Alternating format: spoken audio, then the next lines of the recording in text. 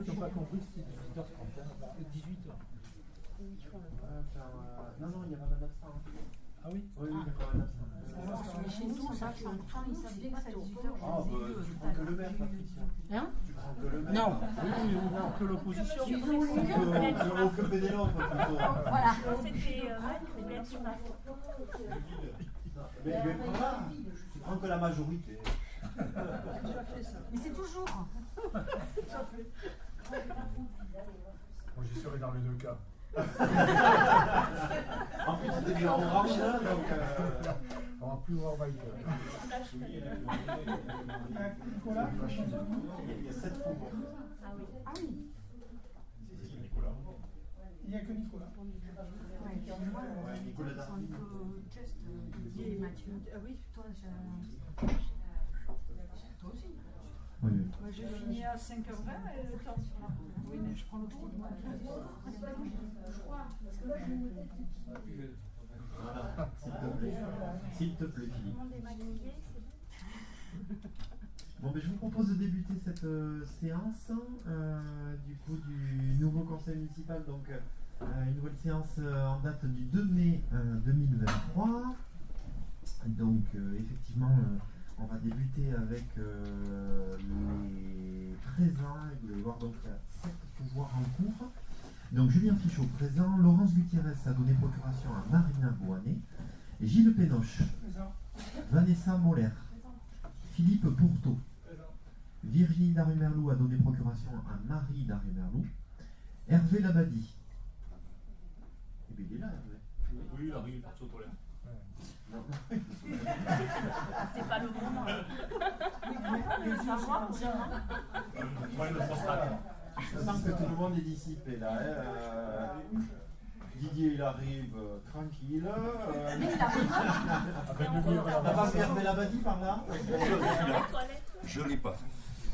Marina Boinet, Stéphane Maton, Philippe Jory-Libéry, Sandrine Dreyfus a donné procuration à Stéphane Maton, Laurent Pétriac a donné procuration à Gilles Pénoche et Jean-Joseph Salmon a donné procuration à Bruno Milan.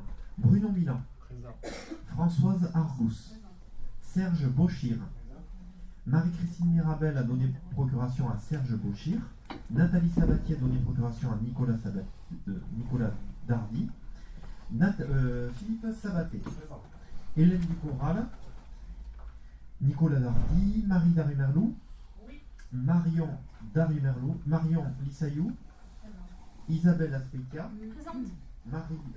Florence Roura, Mathieu, on va l'attendre, il y a quelqu'un qui arrive. Donc Hervé Labadie est bien présent. Je suis avec toi. Mike Brézon, Présent. Pénélope Lanterne et Didier Sorce. Présent. On a juste donc Mathieu. Mathieu est là. Mathieu, il est présent. Juste. Donc il y a Nicolas, Hélène, Constance qui n'ont pas donné de pouvoir.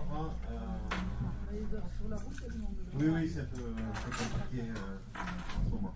Donc je vous propose de nommer Marion Lissayou en secrétaire de séance pour ce conseil municipal.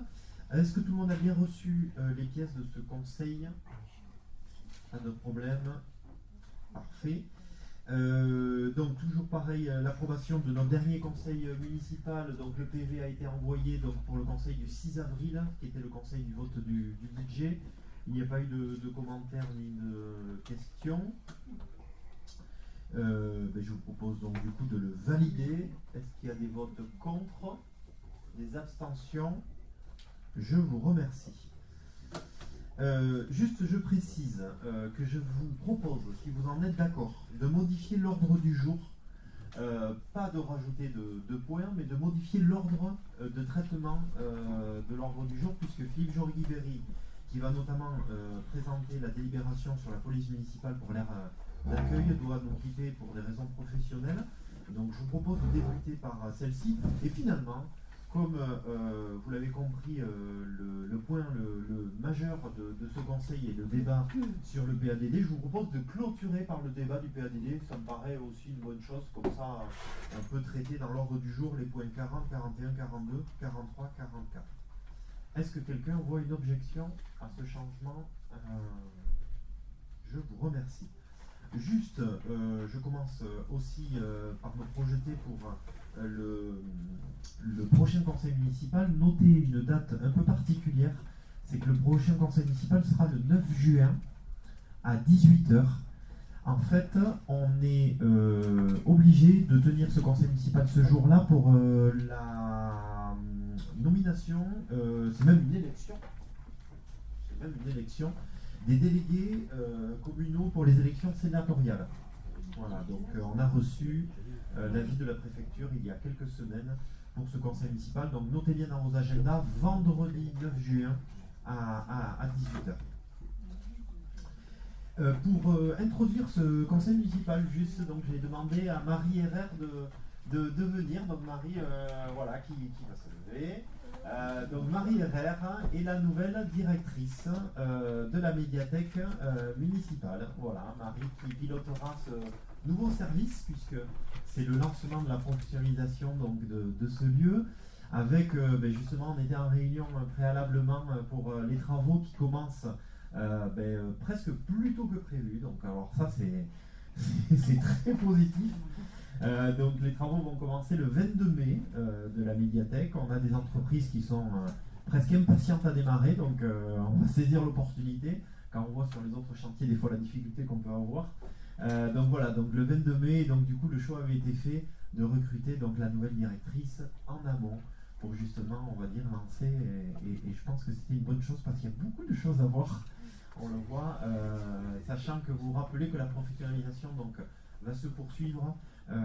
Du coup, en 2024, le jour, on va dire, l'année de livraison du bâtiment. Merci beaucoup Marie, et bonne soirée à toi. Merci. Donc je vous propose donc de débuter ce conseil municipal avec la délibération donc numéro 40, la convention avec la communauté de communes du Seignance pour convenir des modalités de mise à disposition d'agents de la police municipale lors d'interventions sur les aires d'accueil des gens du voyage. Philippe Joguilet. Bonsoir. Donc la communauté des communes du Seignance a réalisé puis ouvert en 2021 un aire de grand passage sur la commune de Saint-Martin d'une capacité de 200 places et permettant d'accueillir de grands groupes de voyageurs durant la période du 1er mai au 30 septembre. La communauté des communes est compétente pour l'entretien et la gestion de cette aire. Le personnel communautaire est amené régulièrement en semaine à y intervenir. Dans certains cas, il peut s'avérer nécessaire que les agents communautaires soient accompagnés de la police municipale de Saint-Martin. La nécessité de conventionner avec la communauté des communes du Seignance afin de permettre que la police municipale de Saint-Martin puisse être sollicitée en semaine en cas de besoin et sur ses horaires d'ouverture pour assurer le bon fonctionnement de l'aire de grand passage des gens du voyage, moyennant une compensation financière horaire. Considérant que dans ce cadre, les agents des services de la commune de Saint-Martin, mis à disposition de la communauté des communes du Seignance, demeurent statutairement employés par la commune de Saint-Martin dans les conditions de statut et d'emploi qui sont les leurs. Ils effectuent leur service pour le compte de la communauté des communes, bénéficiaires de la mise à disposition de services selon les modalités prévues par la convention ci annexée. Qu'ils tiennent à jour un état récapitulatif précisant pour le service concerné le temps de travail consacré et la nature des activités effectuées pour le compte de la communauté des communes, tableau transmis chaque année aux chefs de service mis à disposition, ainsi qu'aux exécutifs et aux directeurs généraux des services respectifs de Saint-Martin-Seignance et de la communauté des communes du Seignance. Considérant que conformément aux dispositions de l'article L. 5211-4-1 du CGCT, Madame la Présidente de la communauté des communes du Seignance peut adresser directement au chef des services mis à disposition toute instruction nécessaire à l'exécution des tâches et des missions qu'il confie au dit service. Ces instructions ne devenant exécutoires qu'après avis favorable donné par Monsieur le maire de la commune de Saint-Martin-Seignance. Les missions pour lesquelles la mise à disposition est prévue sont les suivantes. L'accompagnement des gestionnaires de l'aire de grand passage en semaine pour l'accomplissement de leurs missions afin que ces dernières se déroulent en toute sécurité. L'accompagnement à la demande des gestionnaires dans le cadre de l'accomplissement de ces missions. Considérant qu'au-delà de ces préconisations, les autres interventions s'exerceront dans le cadre des missions générales dévolues au pouvoir de la police du maire. Considérant que sur la base de l'état récapitulatif transmis par les services annuellement, la communauté des communes du Seignance remboursera à la commune de Saint-Martin les frais engagés en matière de matériel et en matière de personnel, selon un coût horaire de 32,26 € et un avenant financier biennal à compter de l'exercice 2023, et valorisera le coût horaire de 4,5%. considérant qu'un suivi contradictoire régulier de l'application de la présente convention est assuré par un comité de suivi composé à parité de 4 représentants nommés par Monsieur le maire de la commune de Saint-Martin et Madame la présidente de la communauté de communes du Signans. La présente convention entrera en vigueur à la date d'acquisition du caractère exécutoire de celle-ci, sa durée étant liée à l'existence de l'heure de grand passage et genre voyage. Le conseil municipal décide d'approuver la convention avec la communauté des communes pour convenir des modalités de mise à disposition d'agents de la police municipale lors d'interventions sur les aires d'accueil des gens du voyage, et d'autoriser Monsieur le maire à signer la convention avec la communauté de communes du Signans pour convenir les modalités de mise à disposition d'agents de la police municipale lors d'interventions sur les aires d'accueil des gens du voyage. Merci Philippe. Bon, rien de bien étonnant sur cette convention assez classique. Juste dire aussi qu'il y a eu des évolutions au niveau du, c'est quand même important, du coût horaire, hein, puisque vous le voyez sur la page 2 de la convention, il y a une compensation financière de 32,26 € par heure, du coup pour la rémunération que la communauté commune remboursera en quelque sorte à la commune de Saint-Martin-de-Sénance.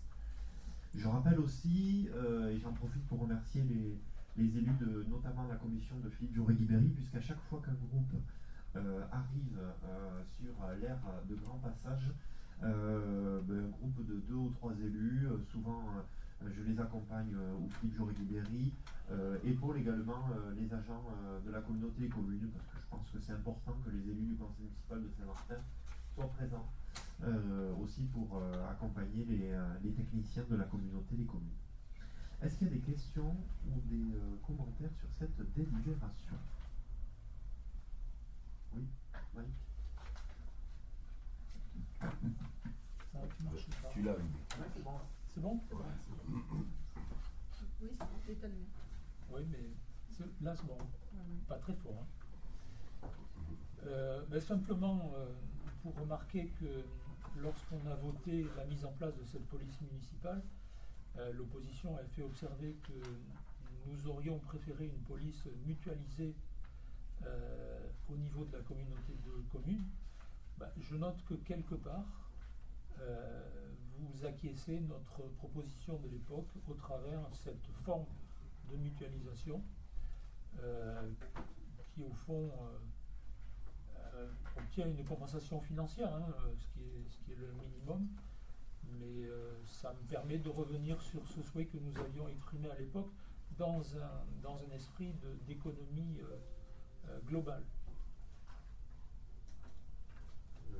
J'entends, mais je ne partage pas votre analyse, parce que c'est simplement que l'aire de grand passage est sur le territoire saint-martinois. L'aire de grand passage n'aurait pas été à Saint-Martin, la police municipale n'aurait pas été amenée à faire...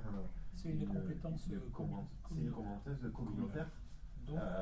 Donc du coup, c'est simplement que c'est un lien qu'a la commune particulier parce que le lieu est sur notre commune, mais en aucun cas ça ne va dans la thèse d'une police communautaire. Hein. Après, de faire une police municipale, ça n'empêche qu'il peut y avoir évidemment des collaborations, des partenariats, qu'ils soient avec la gendarmerie du territoire ou les autres polices municipales d'ailleurs, hein, du territoire. Mais après, effectivement, on avait débattu lors de l'installation. Vous le savez aussi, hein, je pense que Saint-Martin, en tant que chef-lieu de canton, a un rôle à jouer sur ce service, hein, et qu'il joue aujourd'hui avec les 3 agents. Et je pense que en ayant sur Ondres et sur Tarnos une police municipale depuis plusieurs années, le contexte était aussi particulier. Mais j'entends, en tout cas là, en l'occurrence, moi je me félicite que la police municipale aille sur cette ère où, pour l'instant, c'est vrai que tout se passe bien. Et d'ailleurs, il va y avoir des évolutions de gestion qu'on sera peut-être amené. Je ne sais pas si on va devoir délibérer pour la gestion à venir, mais il va y avoir aussi des évolutions de gestion qui seront très importantes au niveau de la communauté des communes qui va déléguer la gestion des aires. Donc, il y a quand même sujet de ce côté-là. Mais bon, je ne pense pas qu'on aura à délibérer de ce côté-là. C'est sûr que c'est une tâche complexe. Hein. Tout à fait. Est-ce qu'il y a des votes contre, des abstentions? Unanimité, je vous remercie. Merci Philippe. Je vous propose du coup de passer à la délibération donc 41 sur on va dire dire quelque chose qui revient chaque année. Le FEC, tout simplement, donc, le Fonds d'équipement des communes 2023. Un sujet particulier, du coup, en l'occurrence pour la commune de Saint-Martin, puisque vous l'avez vu, on va présenter donc 4 projets à cette commission, alors qui n'est pas une commission, hein, mais on va se réunir dans les jours à venir, je pense. Donc c'est l'Assemblée départementale qui adopte cette répartition. Nous, en l'occurrence, on se positionne donc pour le plan communal de sauvegarde, puisqu'on va acheter un groupe électrogène qu'on avait prévu au budget 2023. La rénovation extérieure pour les sols, notamment du relais par enfant. La végétalisation de la cour Cargomar, donc deuxième phase après la première phase de l'année dernière sur les jeux. Et le renouvellement de véhicules communaux, c'est-à-dire un camion pour les services techniques et une voiture de tourisme pour le service administratif qui n'existe pas aujourd'hui et pour lequel il y a des besoins. Donc ça, le total de ces 4 projets fait 126 696 €. Et donc du coup, on va solliciter une subvention de 30 000 € dans le cadre du FEC, sachant que sur les 2 dernières années, la commune n'a eu que 5 000 € en 2 ans. L'année dernière, il n'y avait pas eu d'enveloppe. Donc voilà, ça me paraît en tout cas une demande légitime. Mais je serai attentif aussi au projet des autres communes du Sénat. Il est de bon ton que les maires se mettent d'accord aussi dans une logique territoriale pour la répartition de ce fonds.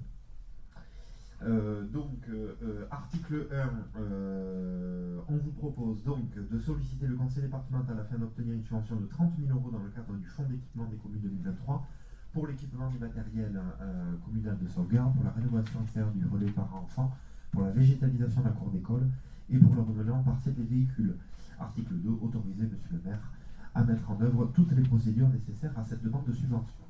Est-ce qu'il y a des questions ou des commentaires sur cette demande, j'allais dire assez classique, du fait qui revient chaque année? Non, donc je vous propose de passer au vote. Qui est contre? Qui s'abstient? Unanimité pour cette demande de subvention. Je vous remercie. On va passer donc à la rectification d'une anomalie comptable. Hervé Labadie sur l'article 45-81 du budget primitif 2023. Hervé. Donc à la demande de la trésorerie municipale, nous devons effectuer une régularisation comptable sur une opération ancienne. Le compte 4581, qui est un compte de tiers et qui présente un solde débiteur de 1 382,76 €, dû à l'absence de remboursement par un tiers de travaux pris en charge par la commune, doit être crédité de cette même somme, la procédure contre la personne débitrice étant prescrite. Afin de respecter le principe de comptabilité en partie double, nous devons enregistrer cette somme au débit du compte 1068, qui est un compte de réserve. En conséquence, nous vous proposons de valider cette opération de régularisation comptable d'un montant de 1 382,76 €. Merci beaucoup, Hervé. Est-ce qu'il y a des commentaires ou des questions sur cette délibération, sur cette rectification? Donc je vous propose de passer au vote. Qui est contre? Qui s'abstient? Unanimité sur cette délibération. On va passer donc justement à un sujet de la bibliothèque avec cette délibération numéro 43 et la mise au pilon des livres usagés de la bibliothèque. Enfin, pas tout à fait. Vous allez voir les explications de Marina. La délibération présentée ce soir fixe les modalités de mise au pilon des livres usagés de la bibliothèque. Les travaux, on vous l'a dit tout à l'heure par monsieur le maire, les travaux de la future médiathèque vont débuter très rapidement et un travail conséquent de tri et d'élimination d'ouvrages va être programmé pour faire suite au projet de lecture publique de la ville et à sa mise en place. De nombreux livres en mauvais état ou obsolètes vont être déclassés. Ces ouvrages seront détruits et, si possible, valorisés comme papier à recycler. Concernant les exemplaires en bon état, mais ne correspondant pas à notre projet de lecture publique et donc à nos besoins, les ouvrages pourront être proposés à des institutions qui pourraient en avoir besoin. Maisons de retraite, les hôpitaux, les écoles de la ville. Ce soir, le conseil municipal décide donc, article 1, d'approuver les critères et modalités d'élimination des ouvrages n'ayant plus leur place au sein des collections de la bibliothèque municipale. Article 2, de désigner la directrice de la bibliothèque, de la médiathèque, Madame Marie Herrère, responsable de la bibliothèque, pour procéder à la mise en œuvre de la politique de régulation des collections, telle que définie ci-dessus, et de signer les procès-verbaux d'élimination. Et article final, Monsieur le maire et Madame la maire adjointe en charge de la culture, communication et tourisme sont chargés chacun en ce qui le concerne de l'application de la présente délibération. Merci beaucoup Marina. Donc voilà, vous l'avez compris, deux possibilités pour ces livres. Bon, ça c'est des choses qui étaient déjà faites, on va dire, par le passé. Là aussi on a une évolution puisque une directrice arrive, donc on a des repères administratifs qui sont aussi autres. Donc en l'occurrence cette délibération qui entérine en fait quelque chose qui était déjà fait par le passé, mais qui est maintenant un peu plus officiel. Est-ce qu'il y a des questions ou des commentaires sur cette délibération? Non. Donc je vous propose de passer aux voix. Qui est contre? Qui s'abstient? Unanimité. Je vous remercie. Et enfin, avant de passer au PADD, on va aborder une question d'administration générale, une question importante, avec du coup les concessions de l'ancien cimetière communal et notamment les reprises de concessions. Et en propos introductif, je voulais remercier la commission d'Hervé Labadie et le service accueil état civil, et notamment Mélodie, du coup l'agent qui gère ce sujet avec Bastien Doux, parce que c'est vrai que c'est un sujet épineux, qui demande beaucoup de travail et qui du coup avance petit à petit, parce que c'est un travail de longue haleine, mais où il faut aussi respecter des étapes qui sont vraiment importantes par rapport au lien avec les familles. Hervé Labadie. En effet, cette délibération met fin à une longue et fastidieuse procédure et concerne les concessions dites à perpétuité, situées dans le cimetière communal, qui ont plus de 30 ans d'existence, pour lesquelles il a été constaté qu'aucune inhumation n'a été faite depuis 10 ans et qu'elles sont bien en état d'abandon, absence de fleurs et d'entretien. Cette situation décèle une violation de l'engagement souscrit par les attributaires des dites concessions, en leur nom et au nom de leurs successeurs, de les maintenir en bon état d'entretien. En outre, elles sont nuisibles au bon ordre et à la décence du cimetière. En conséquence, la procédure de reprise de ces tombes ayant été scrupuleusement respectée, il vous est proposé de se prononcer sur la reprise par la commune de ces concessions, au nombre de 221, dans les conditions prévues par l'article L. 2223-13 et suivants du Code général des collectivités territoriales. Donc voilà, donc là encore une délibération du coup qu'on a l'habitude d'observer dans chaque conseil municipal. En l'occurrence, on est bien d'accord que, comme je le disais, il y a une relation avec les familles, puisque au-delà de la procédure administrative, il y a aussi toute la procédure, on va dire, un peu plus on va dire relationnelle, où on va essayer évidemment d'en faire plus que le simple lettre de relance recommandée.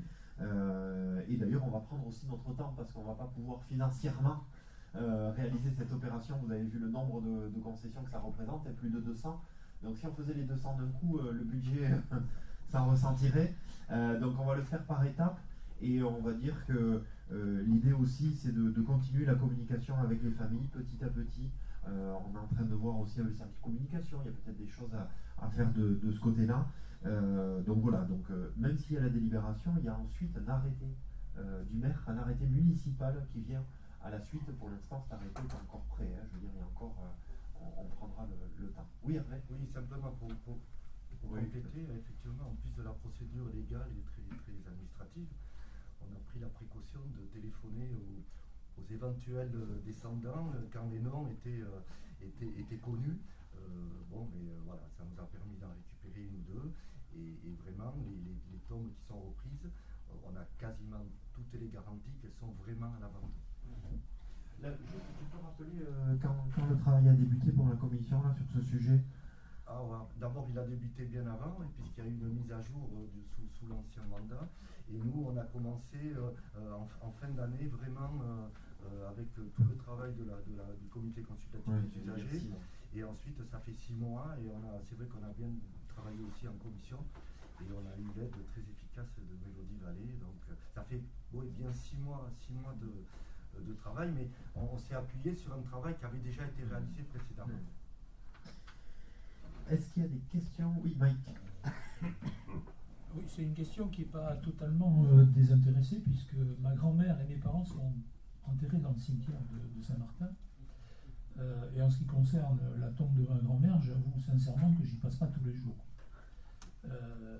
J'y passe, mais si quand vous passez, vous ne voyez pas de fleurs, est-ce que pour vous, ça va être une tombe abandonnée, sachant que ce que j'ai pu constater sur cette tombe, c'est qu'elle est légèrement inclinée.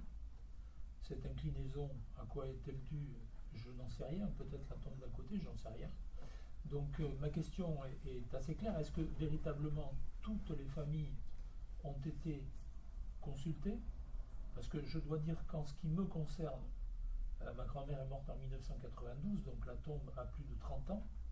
La tombe aurait pu être jugée comme à l'abandon, ce qui n'est pas le cas, et en tout cas je n'ai pas été contacté. Alors son nom n'est pas mon nom de famille, mais c'est mon père qui a procédé à la prise de concession, donc j'imagine que son nom figure dans les dossiers.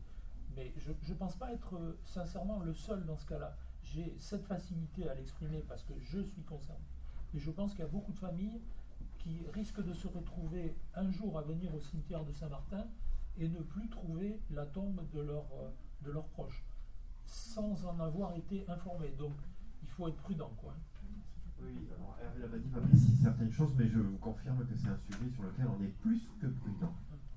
Oui, alors effectivement, évidemment, ce n'est pas le seul critère de l'absence de fleurs. C'est vrai que si la tombe commence à être un petit peu dégradée, c'est déjà plus embêtant. Alors, on a suivi la procédure avec les noms, les identifiants. Il est évident que si on en est au petit cousin qui n'a aucun lien au niveau des patronymes, c'est plus compliqué. Donc je pense que ce qu'il faut, parce qu'il y a eu des informations, des courriers adressés, nous on a pu téléphoner, il y en a ici à qui on a téléphoné. Alors, effectivement, comme a dit M. le maire, on ne va pas démolir les 221 tombes tout de suite. Donc dans des cas comme ça, je pense qu'il faut avoir quand même la démarche d'aller en mairie, dire bon, voilà, j'ai une tombe qui est quand même un petit peu laissée de côté, mais elle n'est pas pour autant... pour autant abandonnée. Après, il faut savoir que la procédure, même une tombe qu'on reprend, les ossements, ils sont quand même préservés et mis dans une tombe. Non, mais je veux dire, on appelle comme ça. Mais bon, c'est vrai qu'à un moment, on ne peut pas aller beaucoup plus loin que ce oui, qu'on mais a fait. Je comprends complètement la démarche, il n'y a pas de problème là-dessus. Simplement, je crois qu'on est une commune où il n'y a pas que des anciens habitants, des originaires purs et durs de la commune. Il y a aussi des gens qui ont été simplement de passage ici, peut-être 10 ans, qui ont enterré un proche, qui tiennent encore à ce proche, qui de temps en temps viennent. Et je crois que ces gens-là pourraient se retrouver devant une situation extrêmement douloureuse. Donc voilà, c'est simplement ce témoignage que je voulais apporter. Mais c'est pour ça que je disais que la communication est très importante et il y a plusieurs manières d'avancer sur ce sujet. Il y a eu des recommandés, il y a eu des coups de fil et il y a eu ensuite il y aura une communication petit à petit. Et je pense que c'est tous ces canaux finalement qui nous assureront le moins de dégâts entre guillemets et d'émotions derrière. Mais effectivement, il faut qu'on avance. Serge Bauchir. Souvent, en parlant d'émotions, parce que là, à contrario, on s'est retrouvé, nous, la famille, alors j'ai une tombe et qui a entretenu, je me suis retrouvé, moi, sous l'ancien mandat, avec un panneau, comme quoi la tombe, pour une histoire de payer alors que c'était pas du tout la date anniversaire, rien. Ça avait été fait arbitrairement. Et on a ramené le panneau, je me suis un peu le truc, parce qu'on a enlevé le panneau, on l'a ramené à l'accueil. Donc tout n'avait pas été fait non plus dans l'ordre. Non mais ça c'est un sujet très complexe, c'est vrai que c'est un sujet complexe où il faut avancer. C'est pour ça que le temps est le meilleur des alliés sur ce genre de sujet. Il ne faut pas qu'on se précipite. Il y a simplement que là on le voit bien, il y a quand même aussi une réalité administrative qui avance. et il faut qu'on passe ces étapes. Après, encore une fois, cochons vraiment tous ces garde-fous en quelque sorte dans la relation qu'on a avec l'ensemble des familles entre guillemets saint-martinoises ou autres, puisqu'en l'occurrence il peut y avoir des familles dispersées dans toute la France. Mais je pense qu'il faut y aller petit à petit, mais après, bon, même si on n'est pas en difficulté comme d'autres communes, on est bien d'accord en matière foncière, dans le cimetière, on a encore un peu de marge de manœuvre, donc on n'a pas une pression non plus pour trouver de la place. On a des communes où c'est très très problématique ce sujet, mais voilà, il faut aussi qu'on avance un petit peu parce qu'il y a aussi quand même un état du... tout à l'heure, indirectement, vous évoquiez le sujet, Mike, puisque on va dire que le défaut d'entretien de certaines tombes influence très fortement d'autres sépultures qui du coup paient un peu les pots cassés sur le défaut d'entretien, notamment pour les écoulements d'eau, où on a eu d'autres sujets à gérer sur ce cimetière. Je vous propose de passer au vote. Qui est contre?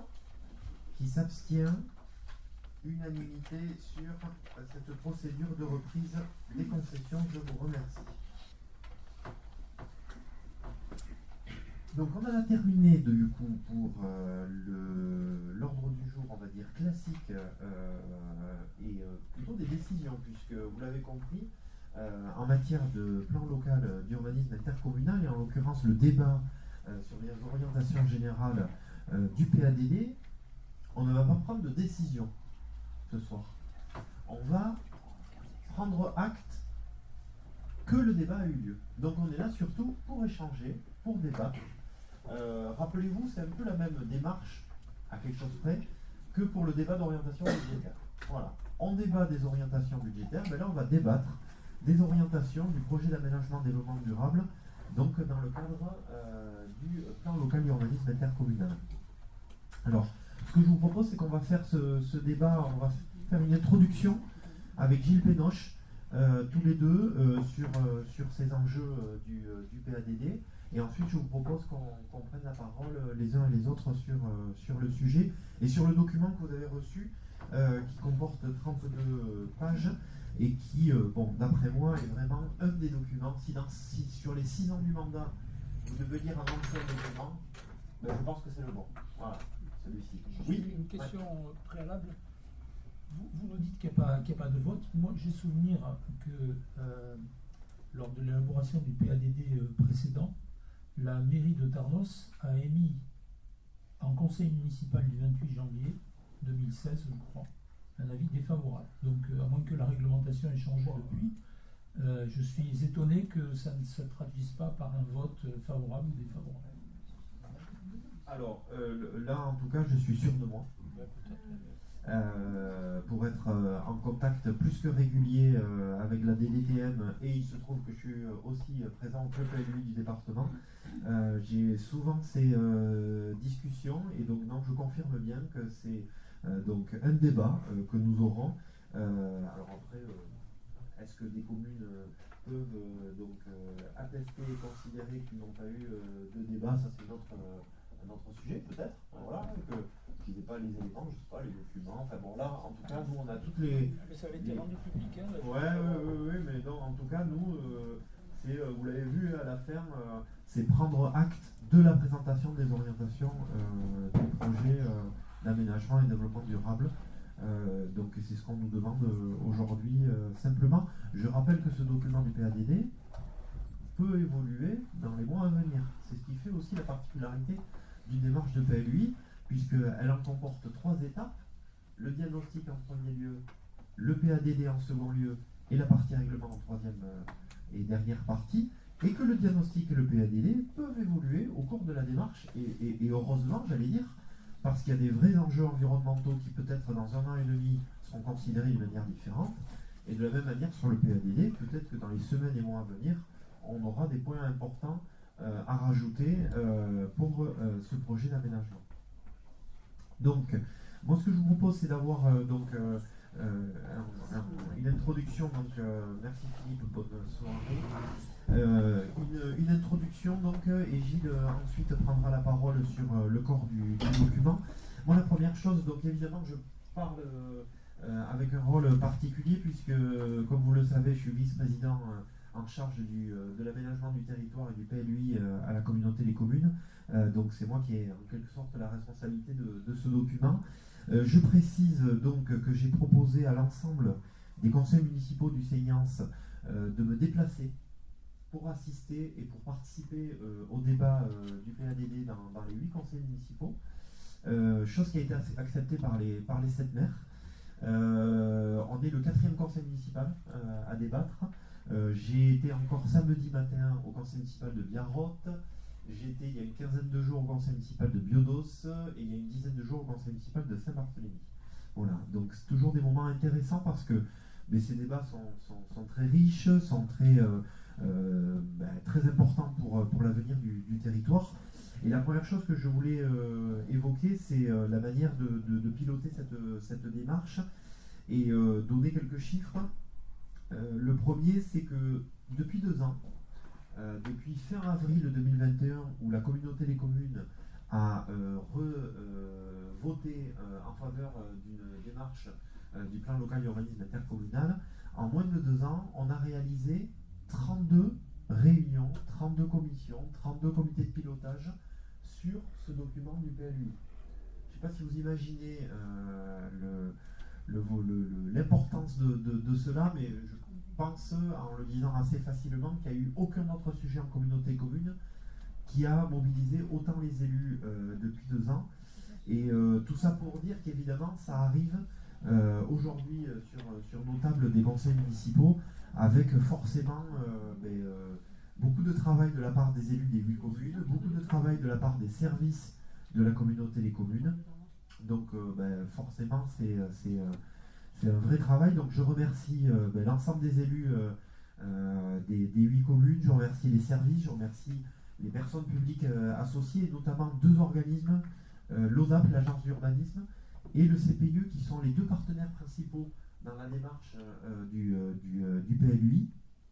Je rajoute que depuis le 1er janvier 2023, on a réalisé 2 conférences des maires, qui est un organe bien spécifique, qui a débattu de ce PLUI, notamment en prévision de ce PADD, et que la communauté des communes va elle-même débattre à la fin du mois de mai sur ce PADD. Je rajoute aussi que dans le cadre de ce PADD, il y a tout un tas d'études qui ont été réalisées pour, on va dire, guider ce document. Par exemple, il y a eu évidemment une étude environnementale réalisée par le CPIE de grande qualité, qui est d'ailleurs saluée par pas mal de personnalités publiques associées, au demeurant notamment à l'État, et qui voit qu'on est bien accompagné en ce sens. On verra tout à l'heure dans le corps du document que l'environnement sera vraiment la priorité numéro 1 de ce document. Certaines communes du Seignance ont également des études urbaines en cours, pas toutes, mais en tout cas la majorité des communes du Seignance ont lancé une étude urbaine. Nous-mêmes, on l'a fait très tôt. Il y a également une définition de toutes les trames vertes et bleues sur le territoire du Seignance qui a été lancée. Les trames vertes, évidemment, les corridors écologiques. On pourrait d'ailleurs évoquer aussi les trames noires. C'est les trames liées à la pollution lumineuse et qui prennent de plus en plus d'épaisseur, notamment sur Saint-Martin, puisque je rappelle que nous avons pris un arrêté municipal de biotope pour nos chauves-souris sous le toit de l'église, et qu'on était la première commune en Aquitaine à le faire. Et la dernière chose, qui a maintenant un peu plus d'1 an, c'est que la communauté des communes du Seignance s'est associée avec la communauté d'agglomération Pays Basque pour lancer une démarche autour d'un plan paysage. Alors je le dis parce que c'est pas la plus petite des études, hein, c'est vraiment une démarche qui est sur plusieurs années, et je trouve que c'est quelque chose qui est très intéressant parce que on le voit, prendre soin de nos paysages, prendre soin de nos plus belles vues dans chaque village, c'est un enjeu très fort sur ces documents d'urbanisme. Et en tout cas, moi je me félicite de cette démarche. J'ai à le suivre avec mon collègue maire du Saritz, Bruno Carrère, et c'est vrai que c'est très agréable parce qu'on est avec plein de personnes et d'organismes et d'associations qui gravitent autour de ce plan paysage, et il y a vraiment une multitude d'associations, et c'est vrai que c'est très très intéressant. Donc juste, je voulais réaffirmer deux points forts avant de rentrer dans le détail. La première, c'est que cette démarche du PLUI, elle a débuté dans le Seignance depuis 10 ans. Ça fait 10 ans que les élus de ces territoires ont lancé une volonté, ont exprimé une volonté d'un document commun autour de l'urbanisme. C'est vraiment important parce que, je le dis, ma responsabilité, c'est de mener au bout cette démarche parce que je pense qu'en matière d'urbanisme, les communes ont une attente forte pour leurs documents, pour leur territoire, d'avancer en ce domaine.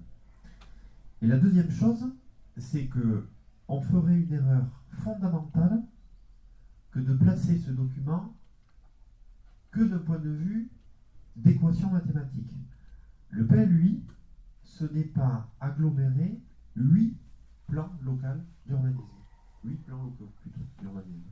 C'est vraiment un document où on va trouver des dénominateurs communs aux 8 villes et villages et où on va construire ensemble un document qui nous donnera donc le cap pour les 10 ou 15 ans à venir. Donc surtout, ne pas additionner des plans locaux d'urbanisme, et c'est le discours que j'ai tenu dans tous les conseils municipaux du Seignance, puisque la tentation est toujours forte pour des élus d'un territoire de défendre en priorité leur territoire, d'avoir un spectre un peu réduit à l'échelle d'un village, même si évidemment toutes les sensibilités et toutes, on va dire, les caractéristiques urbaines qui sont différentes dans le Seignance doivent s'exprimer, et c'est même souhaitable, mais voilà, on est vraiment sur un document commun qui doit nous guider. Deuxièmement, dire qu'il y a des points qui sont pour moi essentiels, qui doivent un peu lancer, et qui ont lancé le document, et qui sont assez simples finalement. D'abord, c'est de dire qu'on a 2 axes structurants dans notre séance. Et ça, c'est très important de le réaffirmer fortement. On a la RD 817 qui concerne fortement Saint-Martin et 50 communes du Seignance, et on a la RD 810 pour Tarnos et Ondres. On a quasiment 70% de notre population dont l'axe structurant pour notamment les déplacements domicile-travail est cette RD 817. Et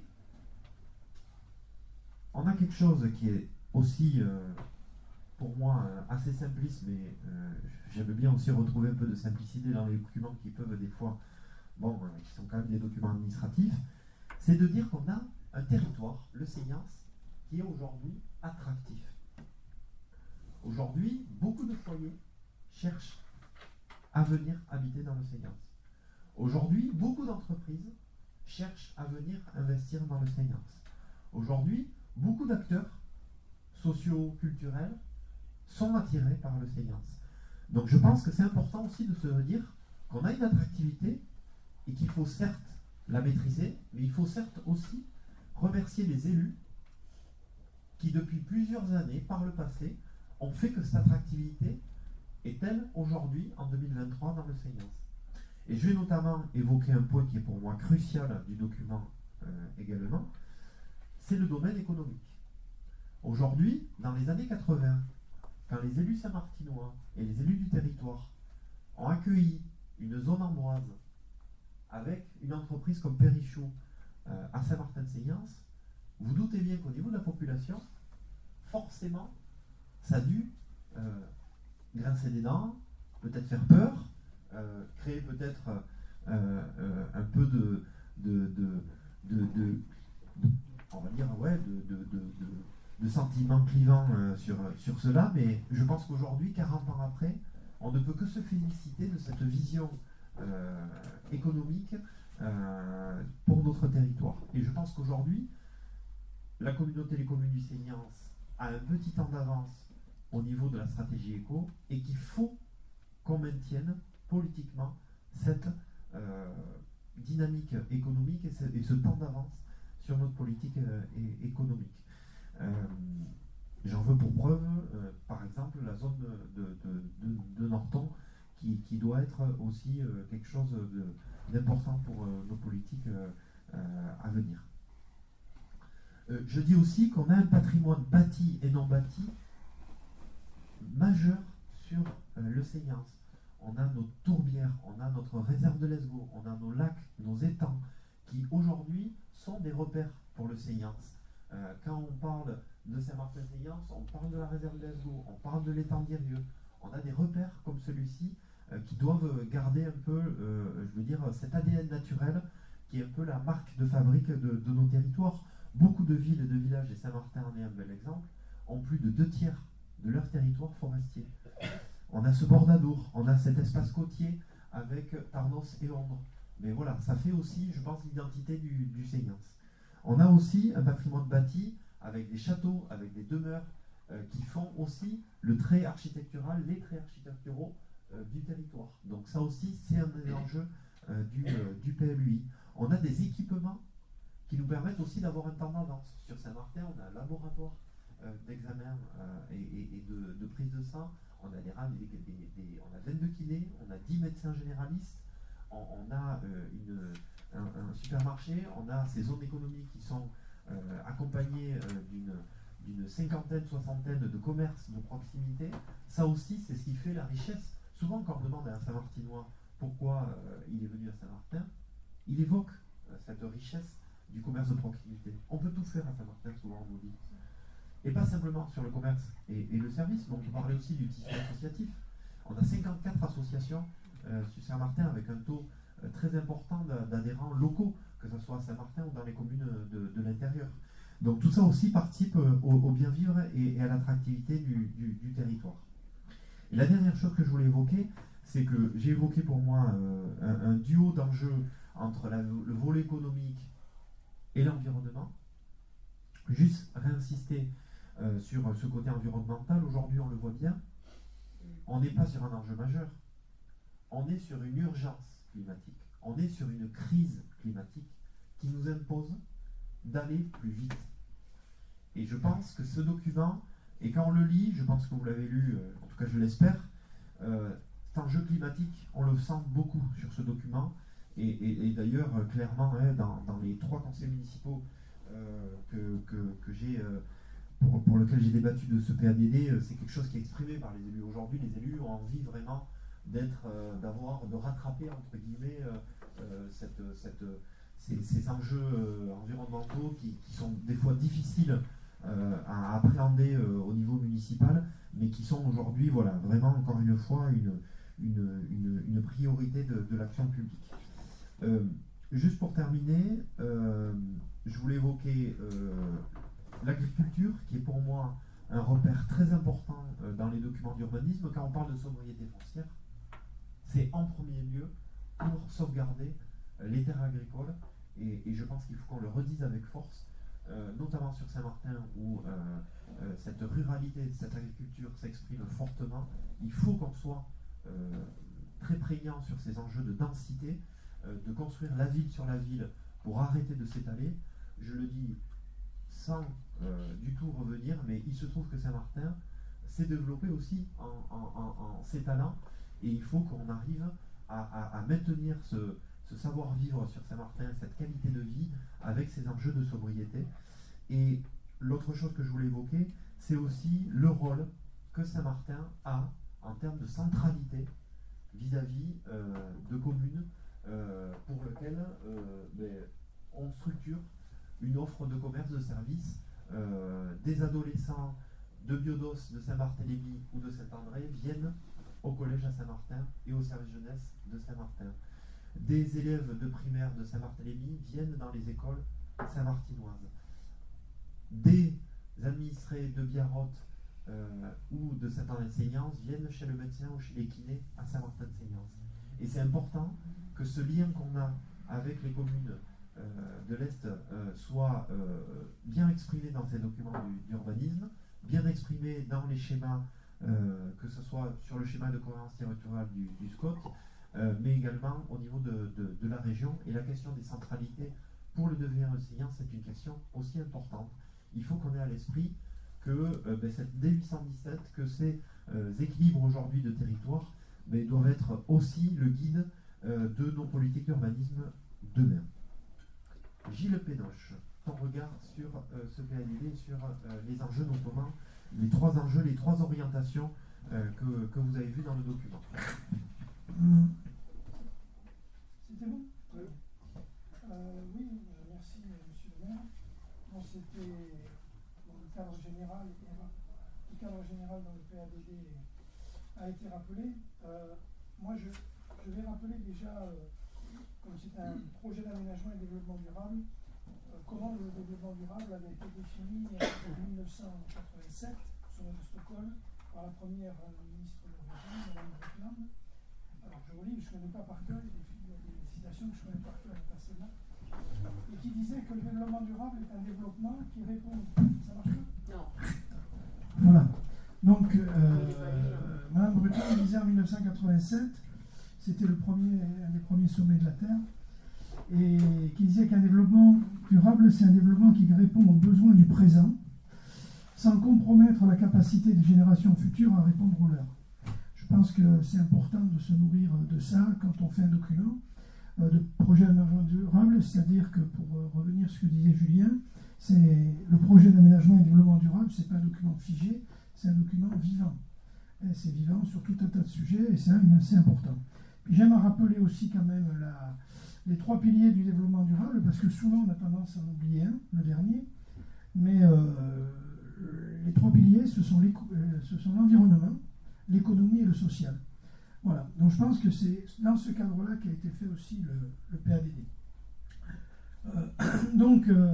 Comme vous l'avez lu dans la note de synthèse, et pour ceux qui l'ont lu, et moi aussi j'espère que vous l'avez lu, même si qu'on n'est pas dedans, c'est pas toujours le plus facile, mais je pense quand même que quelque part, ce qui est intéressant, c'est peut-être de lire rapidement et puis de voir un petit peu ce qui peut nous faire écho, ou ce qui peut peut-être nous intéresser un peu plus, parce qu'on est plus tourné vers l'agriculture, vers l'économie, vers l'habitat, et je pense qu'il est assez complet, et c'est vrai que Julien a rappelé le nombre de réunions, on est quelques-uns autour de cette table à avoir participé à ces réunions. Moi, ce que je peux attester aujourd'hui en tant qu'adjoint à l'urbanisme, c'est qu'on y a bossé, que chaque réunion, on a repris quasiment ligne par ligne, on a débattu avec l'ensemble des élus de ce territoire pour savoir ce que ça voulait dire, vers quoi on voulait aller tous ensemble. Donc, ce document, il a le mérite aussi d'être là et d'avoir été quand même bien partagé, bien travaillé, et comme l'a dit Julien, il sera encore amendable tout au long de la procédure. Donc, si on reprend, il y a quelques cartes qui sont assez intéressantes. Bon, sur les trois orientations, donc, c'est le réveil. Moi, je suis rentré, le mien, il sonne à 6h15 tous le matin, donc il n'y a pas de risque. Ça sonne pendant le conseil municipal. Donc, voilà. La première orientation, c'est un territoire de sobriété, c'est un mot qu'on entendra de plus en plus. Ça s'applique, la sobriété ne s'applique pas simplement aux joies de la vie, parce qu'on en parle souvent par rapport à ça, mais surtout c'est la sobriété du territoire et des terres. Respectueux de ces écosystèmes en transition climatique et énergétique, Julien a rappelé l'urgence telle qu'elle était aujourd'hui.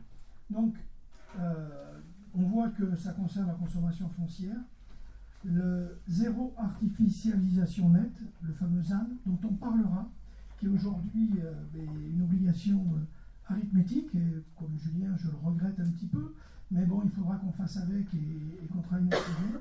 La biodiversité et la qualité environnementale, la gestion des eaux pluviales. On peut dire qu'en ce moment, avec Philippe Porteau, on a assisté à une réunion, on est en train de finir notre schéma de gestion des eaux pluviales, et avec un bureau d'études Héroïque Environnement et avec le SIDEC.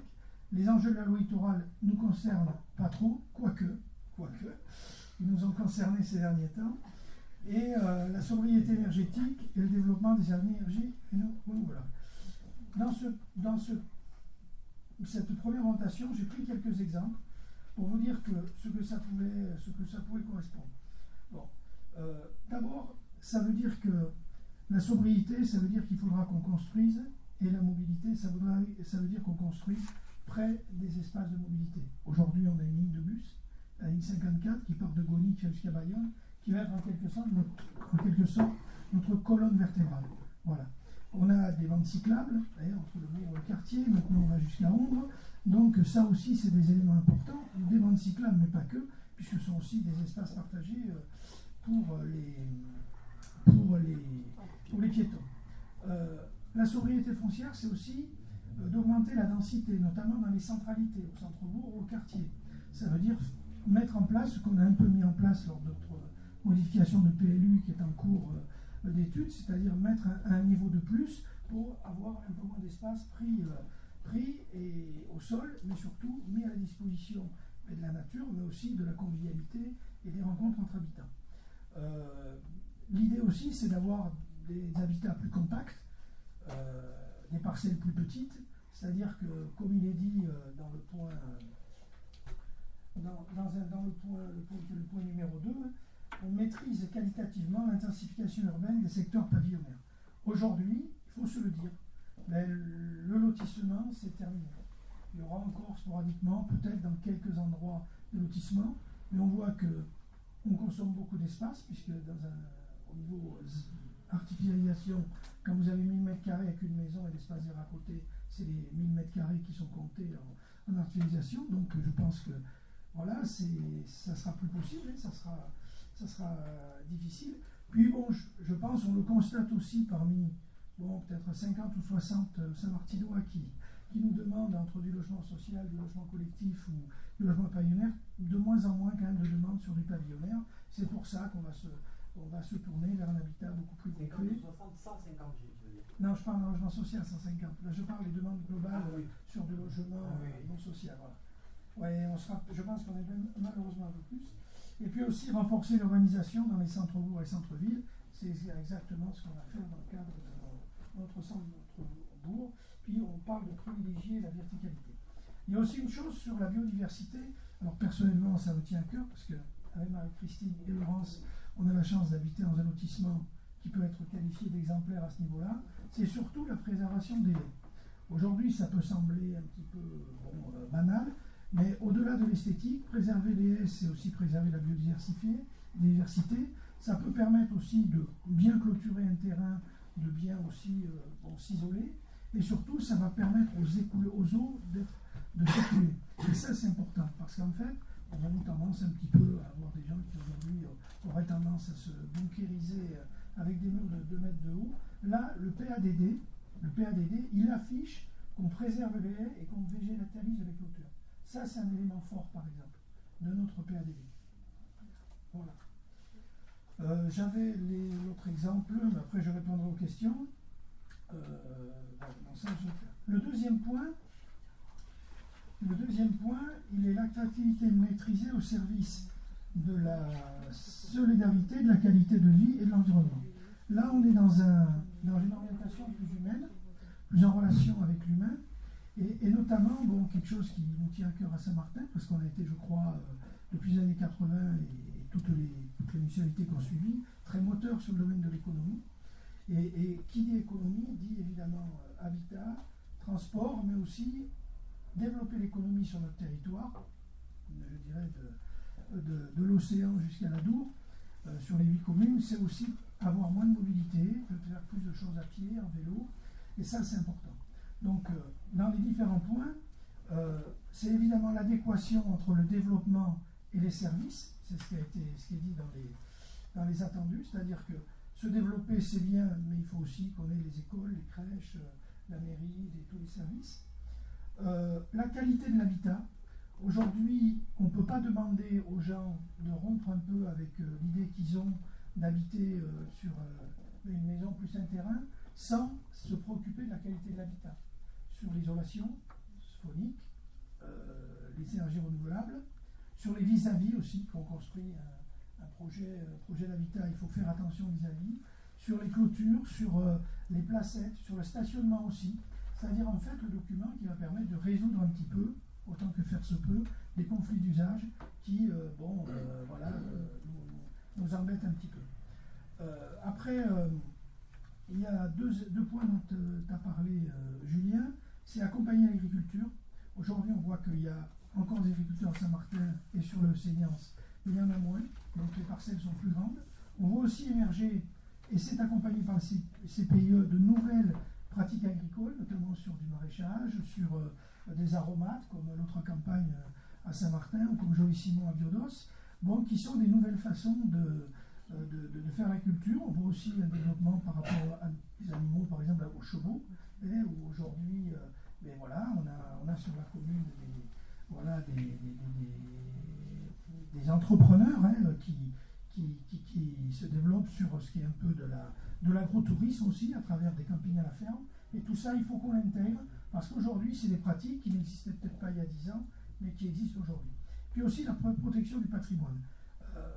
Alors même si on n'est pas le Pays Basque, vanté partout, la carte postale, les murs blancs, le rouge, le bleu et le vert, je pense que le Sénian, ça a sa richesse, et notamment, alors, on peut bien voir toutes les maisons des Barthes qui ont des profils intéressants, mais il y en a aussi sur le Séquet. Et l'idée de ce PADD, c'est justement de le préserver, mais ce n'est pas de le préserver comme une momie, c'est surtout permettre l'évolution, peut-être, à l'intérieur de ce bâti, pour que justement ça corresponde, notamment sur des changements de destination, sur aussi un nouveau mode d'habiter, parce que quelque part, c'est aussi la façon de pouvoir entretenir ce patrimoine et qu'il ne tombe pas. Et puis donc la troisième, c'est la construction d'un urbanisme de proximité. Bon, mais je crois que on a parlé de centralité, c'est une vraie question. Aujourd'hui, on pourrait dire qu'on a 2 centralités, mais le bourg et le quartier. On voit bien qu'avec notre étude urbaine, ce qui est ressorti, c'est l'idée en fait d'en avoir qu'une seule, parce qu'on n'est pas très loin non plus. Il y a un peu de distance, mais l'idée c'est d'avoir une centralité. Puis bon, des centralités, c'est aussi sous Spes Norton, qui est une centralité économique. Donc c'est dans ces centralités qu'on va construire et mettre en place ce développement durable. Maintenant, il est sûr que sur les écarts, je crois que c'est important de le dire, sur les zones de quartier notamment à l'époque, là c'est sûr que là les développements ne seront plus possibles. Et ce projet d'aménagement et développement durable cadre tous les éléments qui maintenant vont nous permettre à tous de travailler sur le règlement et le zonage. Et après, moi je voudrais aussi, je ne vais pas faire de la grosse à relire, mais je pense que c'est vrai que ça a été compliqué depuis 10 ans, le PLI, il n'est pas sorti. Mais je l'entends tout à fait. Par contre, ce qu'on peut dire, c'est qu'on a aujourd'hui un vice-président de la communauté de communes qui est hyper impliqué. On a des services qui soient communaux ou au niveau de la communauté de communes qui sont réactifs, qui sont présents, qui travaillent même un peu en dehors des heures pour qu'on puisse avancer. Et je pense que si aujourd'hui on est dans les délais, c'est aussi parce qu'il y a une volonté d'avancer. Voilà. Je peux, comme Julien, répondre aux questions, s'il y en a, ce qu'on espère. Merci Gilles pour ce détail. Donc je vous propose donc du coup de débuter un peu le débat. Pour commencer, alors qui c'est qui veut prendre la parole pour qu'on se note un peu les interventions? Philippe, Marie, Mike. Allez, pour changer, on va commencer par Philippe. Ça s'allume en tout cas. Allô? Oui. Donc, moi, je voudrais me féliciter donc, de la part importante de l'environnement sur ce PADD. Enfin, je ne vais pas rappeler tout ce qu'a dit Gilles ou Julien jusqu'à maintenant, mais c'est vrai que la transition écologique et énergétique, donc ça devient une urgence et les enjeux de sobriété aujourd'hui nous obligent. Donc, la préservation des espaces agricoles ou forestiers sont primordiaux. Et d'ailleurs, je voudrais faire un petit focus sur la forêt et ses différents rôles, parce qu'il y a un petit paragraphe sur développer une gestion forestière durable afin de préserver leur fonction écologique. Donc, je voudrais rappeler les différents rôles de la forêt. Donc, il y a effectivement un rôle pour la préservation de la biodiversité qui est primordial dans notre territoire du Sénian. Mais il y a aussi un rôle de production de bois, donc L'utilisation des matériaux biosourcés en général ou du bois en particulier aujourd'hui, donc ça participe activement à la réduction des émissions de CO2 et donc à la lutte contre le réchauffement climatique. Mais pour utiliser du bois, il faut en couper. Je rappellerai que les Landes sont un département forestier, une forêt de production très importante, avec une économie de premier plan et beaucoup d'emplois à la clé. Donc notre rôle, je pense aussi, est de faire accepter aux citoyens les coupes de bois, parce qu'aujourd'hui, on remarque quand même que les gens s'offusquent dès qu'on coupe un arbre. Donc voilà, je voudrais rappeler ce rôle de la forêt de production, évidemment dans le cadre d'une gestion durable, comme c'est rappelé dans le document du PADD. Et donc je voudrais rappeler que les forestiers n'ont pas si mal travaillé que ça, parce qu'en 200 ans, la superficie forestière française a doublé. Voilà. Merci Philippe pour effectivement un point important. Mike, oui, alors le document, ça monte le volume là ou pas? Le document, je l'ai lu 2 fois. Je l'ai lu 2 fois et je dois dire qu'à la première lecture, j'ai été séduit. C'est bien écrit, il y a énormément de dispositions en matière de développement durable. C'est très intéressant. Mais je me suis rappelé ce qu'on m'a indiqué dans ma formation et puis ensuite professionnellement, c'est que quand on rédige un document d'urbanisme, il faut faire en sorte que ce que l'on rédige soit applicable dans le cadre d'une réglementation ou d'une législation qui en l'espèce est portée par le Code de l'urbanisme. Et on est donc là dans un document qui s'appelle le PADD du PLUI, plan local d'urbanisme intercommunal, et qui donc va devoir définir des règles permettant d'appliquer ce que l'on a écrit dans le PADD. Et à ce titre, lorsque j'ai fait une deuxième lecture, j'ai regardé comme ça quelles étaient les dispositions tout à fait louables, que je partage, il n'y a aucun problème là-dessus. Tout ce qui est écrit dans ce document, en termes d'intention, je le partage. Il n'y a aucune ambiguïté. Mais beaucoup des dispositions qui sont écrites sont parfaitement inapplicables. Alors, je vais vous donner une image. C'est comme si on avait écrit « Les chiens devront être tenus en laisse et leurs propriétaires devront ramasser leurs déjections ». D'un point de vue environnemental, on peut comprendre cette disposition-là. Mais vous comprenez tout de suite que dans un règlement du PLUI, c'est une disposition que l'on ne pourra pas imposer. Ça relève d'autres dispositions qui sont du ressort du maire ou du ressort de la loi, etc. Et il y en a comme ça beaucoup. Je vais vous en citer quelques-unes. Lutter contre les espèces invasives, inapplicable dans le cadre du PLUI.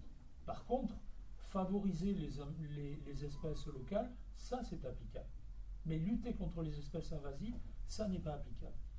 Favoriser, alors je reprends l'exemple qui vient d'être cité, favoriser une gestion forestière durable, ça n'est pas du ressort du PLUI. Le PLUI peut dire ces espaces-là sont protégés, ils sont protégés dans le cadre de ce qu'on appelle des espaces boisés classés, mais la gestion forestière relève d'un autre code que le code de l'urbanisme. Les toitures végétales, je vous mets au défi d'imposer, alors on dit favoriser les toitures végétales, mais vous ne pourrez pas, sauf à prendre des dispositions d'aide à la réalisation de toitures végétales, mais c'est autre chose que le PLUI. Donc c'est une intention qui n'est pas applicable dans le cadre du PLUI.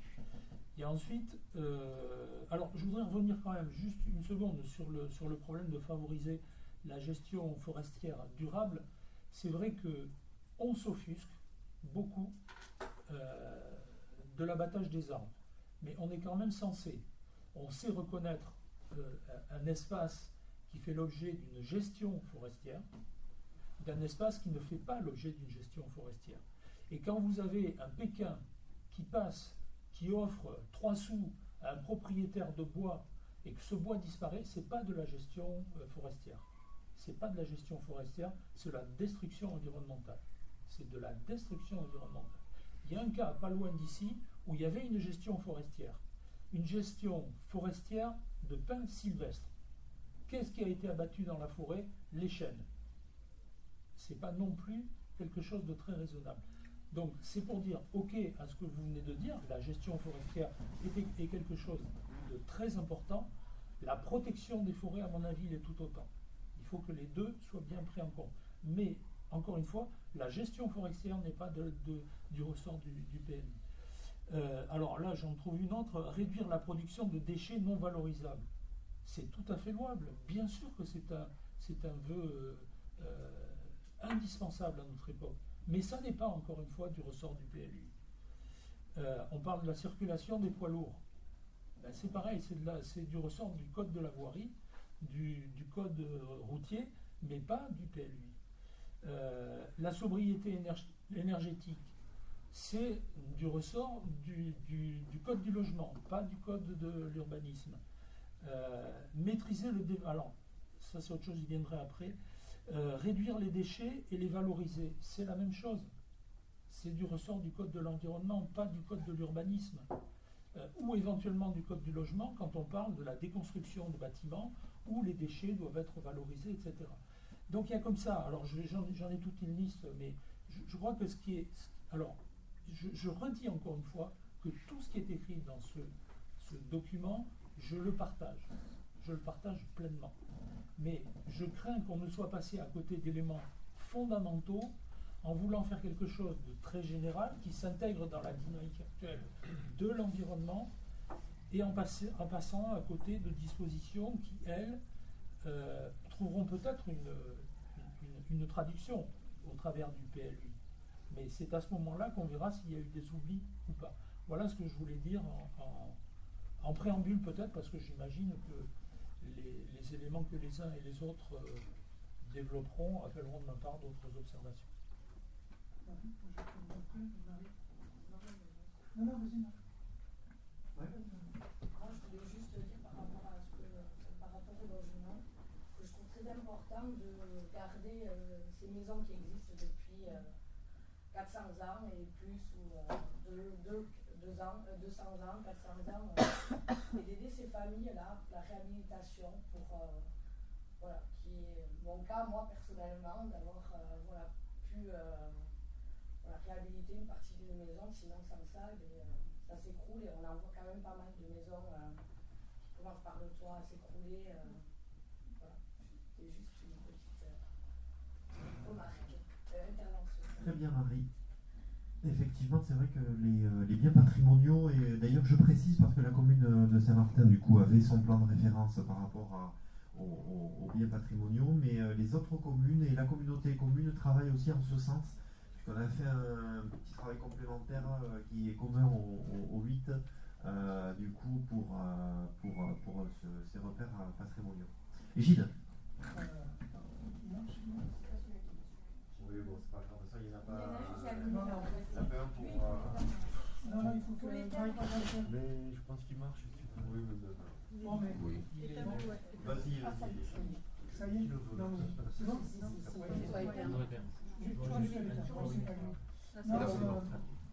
Deux, trois choses. D'abord, je pense que l'intervention de Marie, elle caractérise bien les éléments traductibles d'un PADD dans un règlement. C'est-à-dire aujourd'hui, dans une maison ancienne, située dans une zone agricole, on ne peut pas faire grand-chose. L'idée du PADD, quand il dit préservons le patrimoine bâti, et qui parle de l'habitat et du logement pour tous, je pense que les conjonctions sont là. Après, quand tu parles d'éléments fondamentaux, Mike, il faudra que tu nous précises lesquels, que tu penses les éléments fondamentaux qui sont là. Après, je partage ce que tu dis sur le côté global, mais je pense que le côté global, c'est la volonté réglementaire du PADD. C'est-à-dire qu'à un moment donné, ce PADD, il recense un petit peu tout ce qui doit être pris en compte dans un règlement. C'est-à-dire que certes, les déchets, bon, on dit les déchets non valorisables, mais derrière les déchets, il va y avoir dans le règlement et les zonages où on va mettre les déchets, les bâtiments par exemple, où on va mettre des pointeries. Est-ce qu'à un moment donné, par rapport à certains déchets, le fait, on le met à un moment donné, d'essayer de faire moins de sous-sol sur le collectif et de faire des stationnements plus en rez-de-chaussée, et c'est aussi diminuer les quantités de déchets. Donc, même si le PADD, je ne pense pas, et sans être un spécialiste, il n'a pas objet d'être directement la traduction du règlement. C'est ce cadre général qui fera que notre règlement et notre zonage sera pris en compte. C'est le règlement qui doit traduire le PADD. Oui, bien sûr. Mais c'est pas gênant, moi je pense. Non, mais pour prendre cet exemple de réduire la production des déchets non valorisables, ben, tu ne peux pas le traduire réglementairement. Mais voilà. Moi je dis mais pas... sinon on est d'accord sur l'objectif. Voilà, mais traduire réglementairement, à un moment donné, il faut bien connaître. Si on n'avait pas le PADD, on passerait directement au règlement. Et à ce moment-là, on reste dans les 13 articles de chaque règlement. Et ça, c'était pas... Sur le rideau. Sur le rideau. En poussant le rideau, il va passer. Voilà, c'est-à-dire que le PADD, c'est un élément réglementaire du PLUI. Donc, il a pour vocation à écrire... à écrire et surtout... Voilà.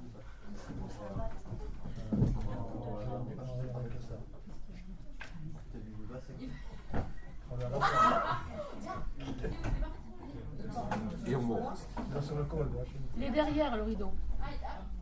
Derrière, vers la fenêtre. Merci Nicolas. Merci Nicolas. C'est bon, le débat va avoir lieu.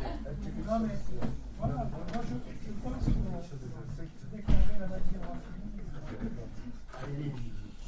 allez-y. Non, je dirais que moi le PADD, pour nous tous en tout cas, il est vraiment la traduction de tous ces enjeux qui à un moment donné seront peu ou prou repris. Mais,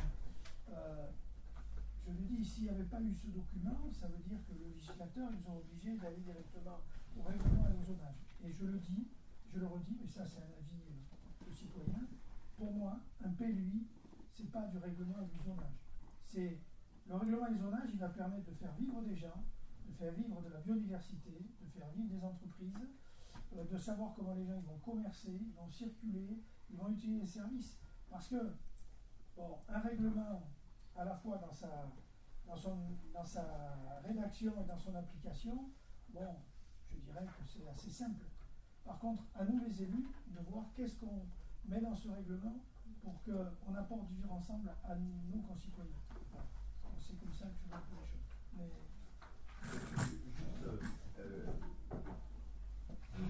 Moi, je partage tout à fait le fait que le PADD n'a pas à avoir comme traduction unique la partie réglementaire. Hein. Moi, je pense sincèrement, et d'ailleurs on le voit aujourd'hui, beaucoup de collectivités utilisent les chartes pour finalement venir en application du projet politique. Le PADD, c'est le projet politique. Ça, sur ça, on est d'accord. On donne le cap. Je vais citer Bayonne, on est à côté. Bayonne, par exemple, ils ont un PADD où ils ont fait derrière une charte de l'arbre. Tout à l'heure, on parlait des enjeux forestiers, même si ce n'est pas tout à fait le même cap pour la charte de l'arbre. Et d'ailleurs, je vous incite à aller le voir par curiosité. Si vous n'avez pas été la voir, elle est très intéressante. La charte qu'a fait Bayonne, elle est sortie là, il y a 6 mois, peut-être pas 6 mois, début d'année 2023. Moi, je pense sincèrement que vous avez donné des exemples, et effectivement, on aurait pu en trouver plein qui ne trouveront pas d'écho dans la partie réglementaire. Ça, je partage.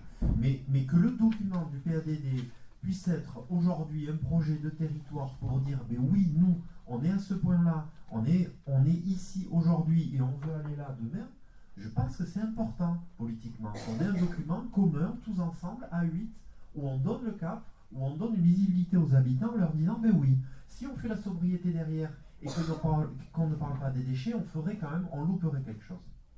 Et ça, je pense que sur tous les sujets, on trouverait, sur les mobilités, sincèrement, la prise directe des fois sur les enjeux de modification des comportements, c'est pas la partie réglementaire du PLUI qui va nous la faire. Et pour autant, on est tous d'accord pour dire que le cap politique, c'est qu'on abandonne de plus en plus nos voitures individuelles.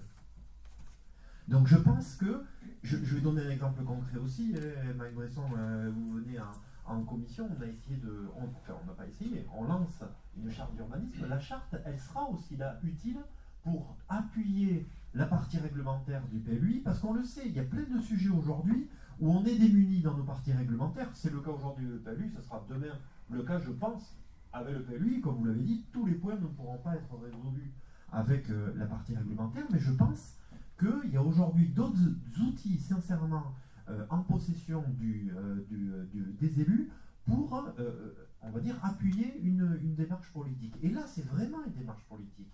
Parce que c'est un vrai... Aujourd'hui, quand on dit... moi, je vais traduire, par exemple, sur les...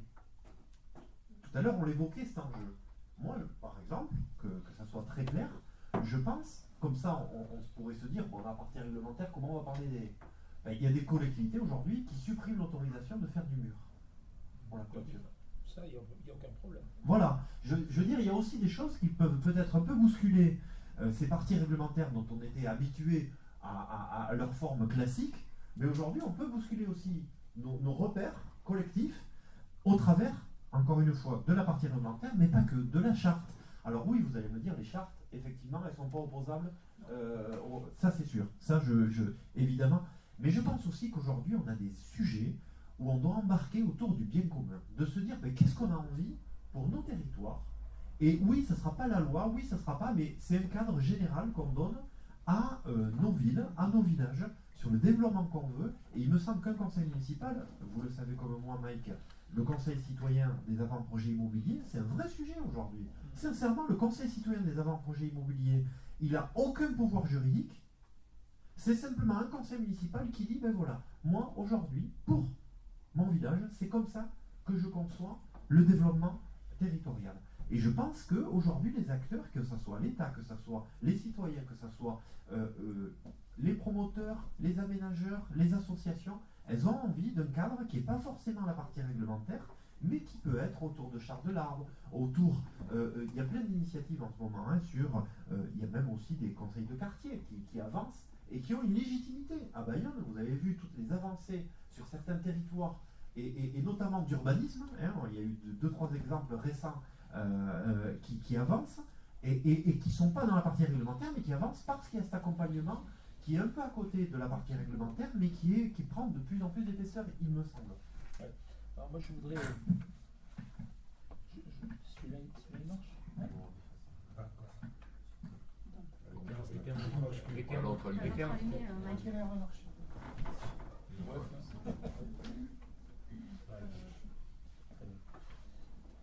Oui, je voudrais revenir sur un élément. On n'est pas un territoire où le contentieux de l'urbanisme est extrêmement développé. Et que ça dure.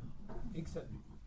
Mais il y a un élément qui est en matière de jurisprudence est constant, mais alors absolument constant, c'est quand un PLUI est jugé non conforme au PADD. Et ça vaut cassation du document.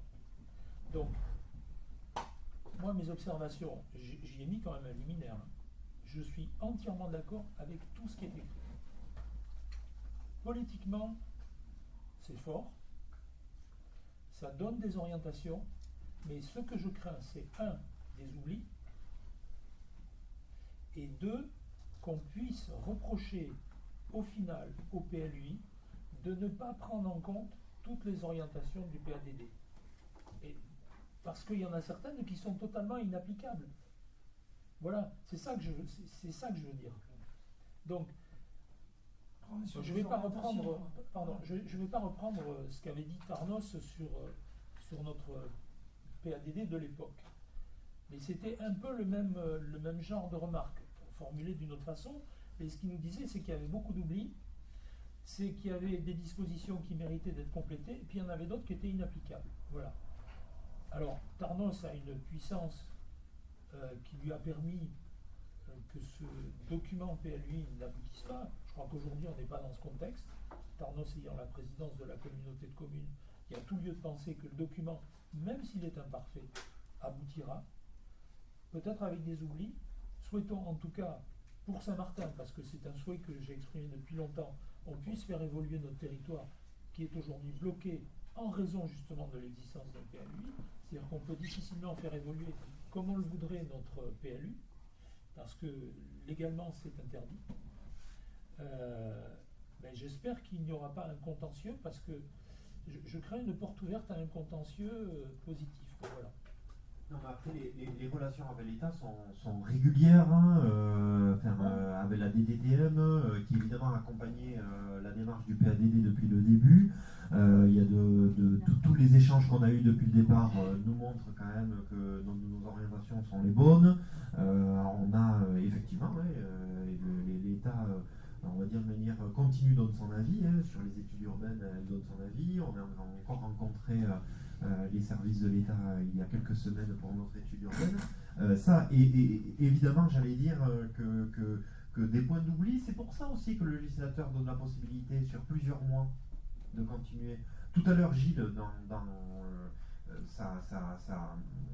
il a étayé un point, par exemple, il y a un point avec le recul maintenant de quelques semaines sur la qualité des logements, peut-être qu'il y a aller un peu plus loin, peut-être. Ce sera peut-être un sujet. Aujourd'hui, on a un bouleversement depuis la fin de ce Covid, où les attentes des particuliers sont plus les mêmes, où aujourd'hui on veut tous des pièces à vivre plus importantes, où on veut une gestion de l'intime plus renforcée. Voilà, c'est ça aussi qu'il va falloir peut-être qu'il faut que dans 6 mois, au gré des rencontres dans les conseils municipaux aussi, parce que c'est pour ça aussi que je souhaitais aller les conseils municipaux, c'est précieux pour moi en tant que vice-président d'avoir ce temps d'écoute au niveau des élus. Mais en tout cas, la colonne vertébrale est liée. Et je le vois, je suis à la moitié, puisque j'ai fait 4 communes sur 8. Les élus, alors attention, hein, parce que vous évoquiez tout à l'heure les cas généraux, il y a certains élus qui ont dit ah ben non, ça va trop dans le détail.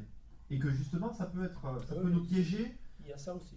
Ça peut nous piéger parce que des fois, bon voilà, je peux vous dire que le document faisait plus de pages au début.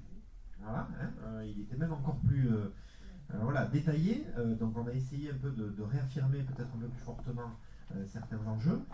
Mais aujourd'hui, moi je pense qu'on a un document qui nous permet, effectivement, la partie réglementaire, elle sera vraiment à prendre, il faudra qu'on prenne soin de vraiment la traduction réglementaire qu'on donne à ce document, mais attention, il faudra aussi qu'on garde en objectif que c'est le projet qui fait la règle, et non pas la règle, le projet. Parce que c'est ça aujourd'hui dont on a besoin vraiment dans nos territoires.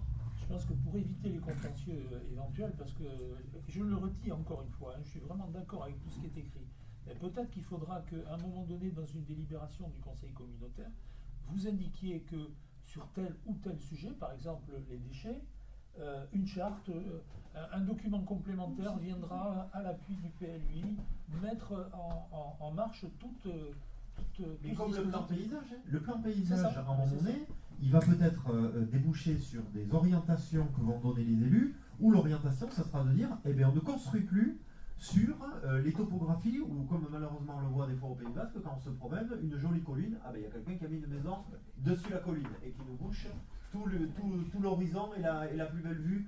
Il y a des endroits, je pense qu'on a tous en tête un repère comme celui-ci. Les plans paysages, ils vont être là aussi pour ça. Pour dire, mais tiens, est-ce que... moi, je vais évoquer une vue sur Saint-Martin. Hein. La vue sur le village de Saint-Barthélemy, du côté des Barthes, quand on est au-dessus et qu'on voit de loin, ben, moi, je pense que dans le document d'urbanisme de la commune, il y a, je le rappelle souvent en communauté des communes, dans la région de Savoie, ils ont débuté leur PLUI en demandant à chaque village les plus belles vues du village. Et ils ont débuté la démarche du PLUI comme ça, en disant, mais tiens, pour vous les élus, c'est quoi les plus belles vues de Saint-Martin-Seignance, de Saint-Henri-Seignance, de Biodos? Et je trouvais que c'était aussi une manière un peu décalée, mais qui est réelle. C'est-à-dire, qu'est-ce qu'on veut demain pour nos territoires? Et c'est ça qu'on nous demande aujourd'hui dans le projet politique, c'est qu'est-ce qu'on veut aujourd'hui prioriser en matière d'environnement, en matière de sobriété, en matière d'agriculture, en matière de déplacement. Et là, je pense qu'on a quand même un inventaire du cap qu'on doit donner à tout cela. Après, effectivement, moi je le redis, ces chartes, ces plans paysages, les trams verts et bleus, tout cela, il faut qu'aujourd'hui on s'en serve d'une manière plus forte, parce que c'est une manière aussi de parler aux citoyens plus concrète. Parce que quel habitant ira lire les 32 pages du document? Malheureusement, pas beaucoup. Alors, je le précise, j'ai essayé d'influencer les élus et ils ont été à mon écoute, notamment pour cette page 6, où vous avez 10 orientations fortes qui résument un peu le document d'urbanisme, enfin le PADD. Voilà. Acteur de la sobriété des transitions climatiques et énergétiques, intégrer un espace de vie dynamique interconnecté, développement économique, vous le lirez. C'était l'idée aussi de communiquer avec le grand public sur des enjeux forts, parce qu'autrement, on ne va pas parler aux habitants. On ne va pas parler aux habitants. Ils n'iront pas voir, malheureusement. J'adorerais être naïf et me dire oui, ils vont aller lire les 32 pages. C'est pas vrai. Ils ne vont pas y aller. Donc je pense qu'il faut aussi que, par contre, quand la commune de Bayonne, je reprends cet exemple, mais j'en aurais plein d'autres, mais fait la charte de l'arbre, là déjà, on le voit, l'impact au niveau de la population, il a été différent. Quand je parle, on parlera, quand demain, le territoire basque, par exemple, le plan paysage, je peux déjà vous annoncer quelque chose, ils vont vouloir faire, comme il y a un parc régional des Pyrénées, ils vont vouloir faire un parc régional de la montagne basque. Voilà, ça va être ça, on va dire, la conclusion aussi de ce plan paysage. Ben voilà, je pense que ça va parler, ça, aux habitants. Quand on va leur dire, mais regardez, nous, c'est la montagne, on va, pas mettre sous cloche, mais en tout cas, faire des plans pour préserver et pour avoir une gestion différente, mais je pense que c'est aussi aller dans des bonnes directions. Alors, un dernier point, parce que c'est le seul, en tout cas le seul que j'ai trouvé, parce que si je l'ai lu, ce n'était pas une lecture totalement exhaustive, mot par mot, mais il y a un point sur lequel je ne partage pas la volonté politique qui a été exprimée, c'est de maîtriser le développement du photovoltaïque au sol. Ça, je trouve que c'est une erreur fondamentale. Et à mon avis, je me doute, l'objectif qui était recherché, c'était éviter que des terres agricoles ne soient transformées en champs photovoltaïques. Mais il y a aussi des espaces qui, aujourd'hui, d'un point de vue agricole, sont des espaces perdus, qu'il ne faut pas ouvrir à l'urbanisme, certes, mais qui pourraient être d'une grande utilité d'un point de vue environnement. Et je crois que le photovoltaïque est une filière d'avenir en matière de production d'électricité, un palliatif à l'énergie nucléaire, un palliatif à l'éolien, et on est ici dans une région qui sera de plus en plus favorisée au niveau... Nous, c'est le verbe maîtriser qui ne convient pas. Alors, l'ambiguïté du mot maîtriser. Voilà. Et on l'a mis aussi pour ça, parce que c'est compliqué. Voilà, c'est compliqué, à un moment donné, c'est pas affirmatif. Mais si ça avait été interdire, ce serait problématique. Mais maîtriser, on peut faire un petit peu ce qu'on veut derrière. C'est très ambigu. C'est très ambigu et ça ouvre la porte à ceux qui s'y opposent, parce qu'il y en a. Il y a des gens qui sont opposés à tout. C'est systématique, ils s'opposent à tout. Voilà. Mais il y a aussi un sujet derrière, justement, ça a été un des enjeux qu'on a évoqué dans le club PLUI. Le sujet qui n'est pas trop pour le sud des Landes, mais qui est plutôt côté nord de Landes, puisqu'on a des propriétaires agricoles, comme vous le savez, qui détournent une activité agricole pour faire du photovoltaïque. C'est-à-dire, grosso modo, je mets un mouton, je mets X hectares de photovoltaïque, et du coup, ça passait au niveau du législateur. Donc, je le dis aussi, il y a eu récemment une mise au point de la DDTM et des services de l'État sur cette possibilité de photovoltaïque au sol, pour justement faire qu'il n'y ait pas d'opportunisme en ce sens.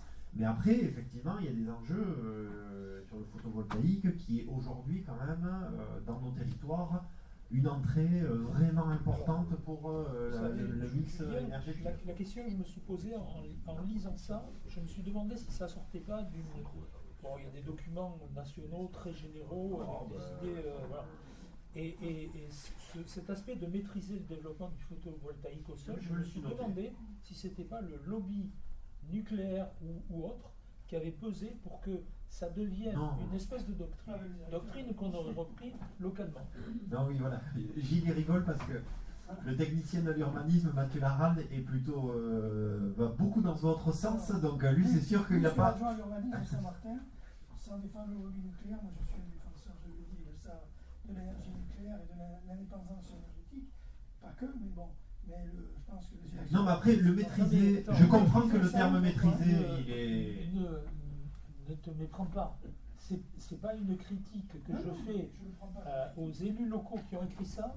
Ce que je pense, c'est que c'est une doctrine nationale qui est peut-être venue d'un lobbying nucléaire, parce qu'on sait que l'énergie photovoltaïque, c'est une énergie d'avenir, on le sait. Voilà.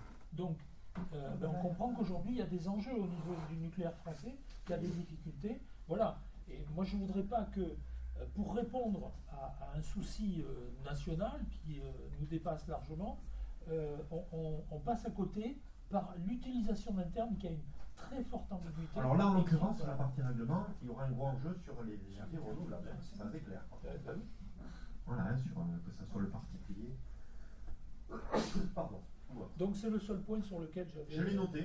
Non mais c'est intéressant parce que j'ai noté quand même donc qualité du logement, la maîtrise, donc, en tout cas l'ambiguïté sur le photovoltaïque au sol. J'ai noté donc les biens patrimoniaux, donc l'intervention de Marie et la réhabilitation de ces biens patrimoniaux. Je le dis, mais l'intervention de Marie, elle est arrivée assez régulièrement dans les conseils municipaux. Et voilà, on voit bien que les élus du territoire sont attachés à ce que sur les vieilles fermes, sur les vieilles granges, il y ait une réhabilitation possible et voire même encouragée de...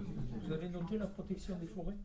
Oui, et les forêts... Non mais dans le sens où je l'ai dit, parce qu'il y a le sens qui a été dit par notre ami. Non mais il y a aussi le sens. Non mais j'ai noté les deux sens entre guillemets qui ont été notés. Je parlais des deux sens. Oui, tout à fait, évidemment. Oui. Et l'équilibre, je rappelle souvent cette intervention, je le cite, Fabien Gravillon, qui est le technicien haut du syndicat des rivières à Dour.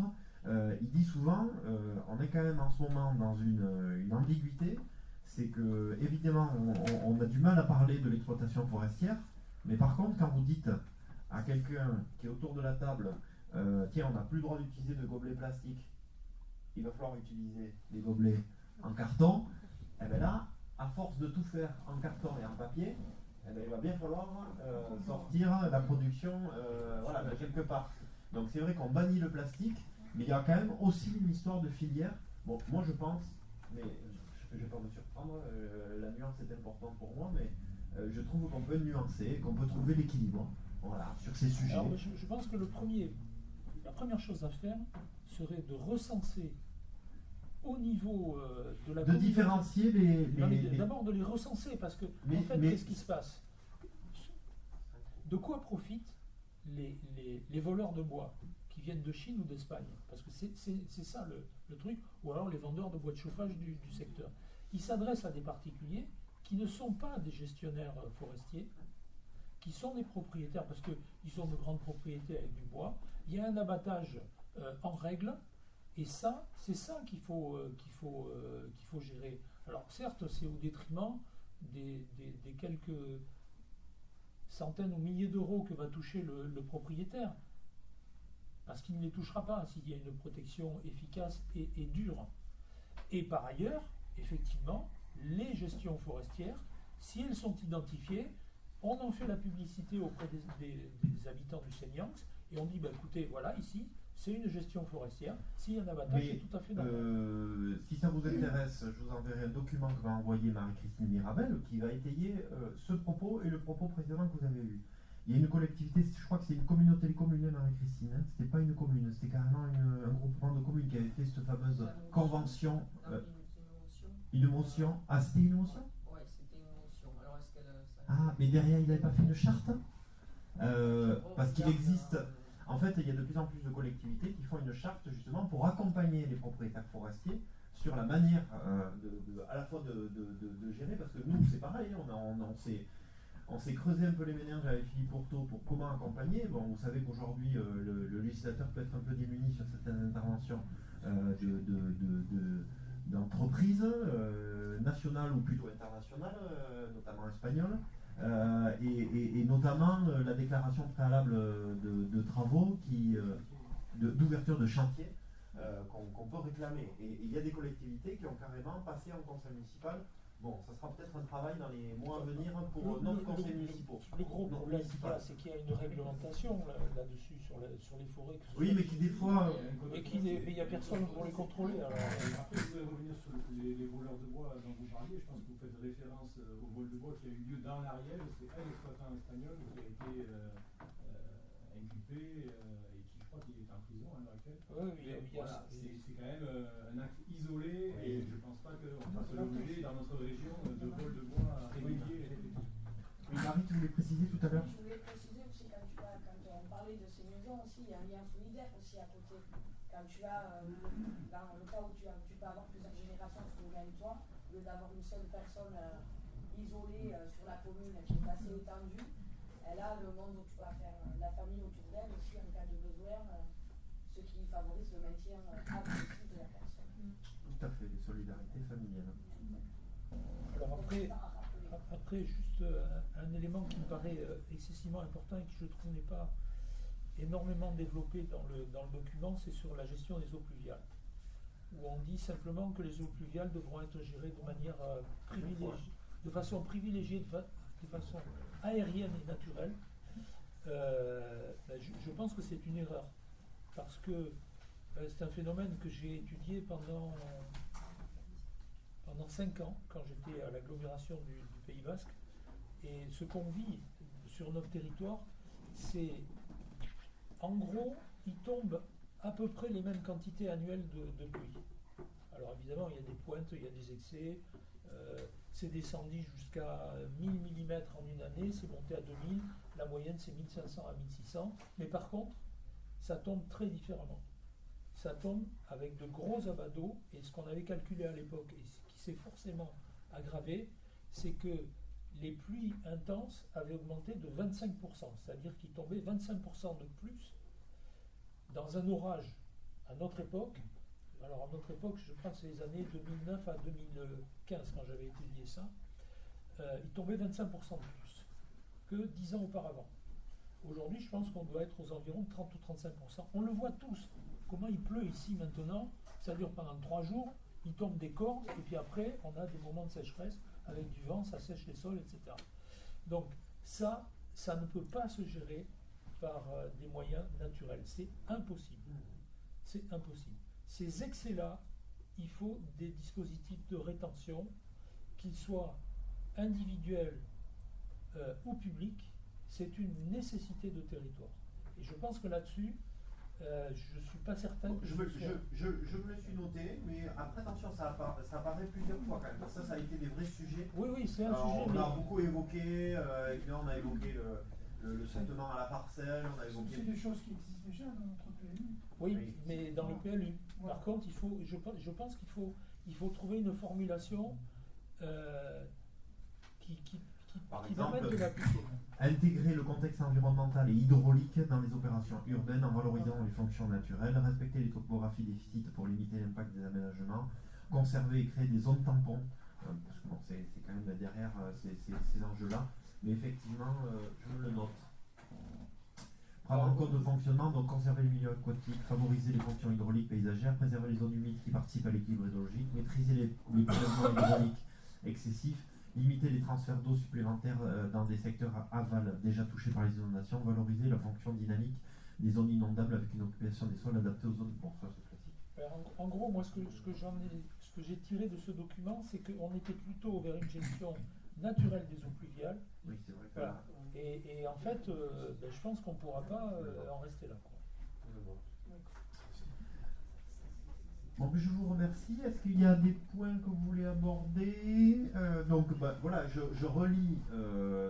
Après en avoir débattu, le conseil municipal de la commune de Saint-Martin-de-Seignance prend acte de la présentation des orientations générales du projet d'aménagement et de développement durable, prend acte que le débat sur les orientations générales a bien eu lieu en séance. C'est uniquement ça, pas d'autre. On ne vote pas, on ne dit pas avis favorable, avis défavorable.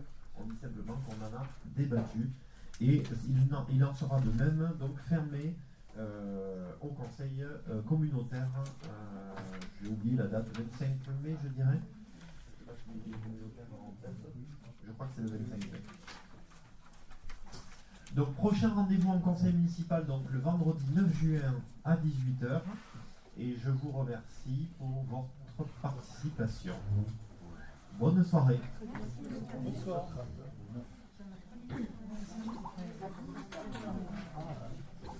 Ouais,